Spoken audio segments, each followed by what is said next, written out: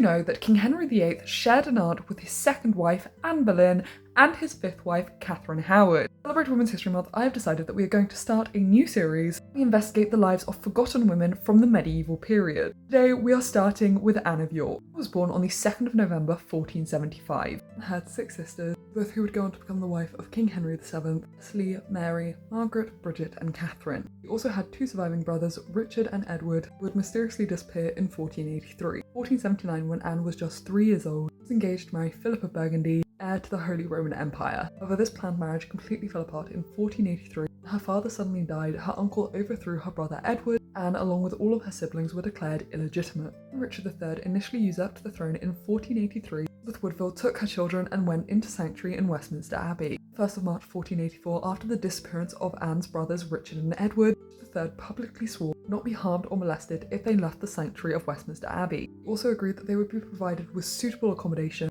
given dowry lands with a value of 200 marks per year. And Richard III chose Thomas Howard. Thomas Howard was the grandson of John, 1st Duke of Norfolk, of Richard's most loyal supporters. Despite the fact that the betrothal was signed in 1484, she died at the Battle of Bosworth before the marriage could take place. At the Battle of Bosworth, Anne's fortunes changed once again. The new King Henry VII reversed the Titulus Regius Act, restoring Anne's legitimacy, and went on to marry her sister Elizabeth of York in 1486. There were talks in the late 1480s to marry Anne to King James III of Scotland, however he died before that marriage could take place. Finally, on the 4th of February of either 1494 or 1495, she would go on to marry Thomas Howard, the groom first proposed by her uncle King Richard III, thus making Anne of York the aunt of both King Henry VIII, Catherine Howard, and Anne Boleyn. And her husband Thomas were granted annuity payments of £120 per year, a request of her elder sister Queen Elizabeth, because Elizabeth wanted to ensure that the couple could support themselves and that Anne wasn't entirely dependent on her husband. Little is known about the life of Anne after she left court when she married Thomas Howard in 1494 or 1495. We do know that her marriage wasn't a happy one, just like her husband's second marriage, which was an absolute catastrophe to say the least. Unfortunately, of her 4 children, none of them survived adulthood. In 1503, Anne's sister Elizabeth passed away during childbirth. Anne was so overcome with grief that she couldn't actually attend the funeral. I don't know when exactly Anne died, although given the fact that her husband's second marriage possibly took place in 1512, it is widely believed that she passed away in 1511. If you enjoyed this video, I'll see you next time.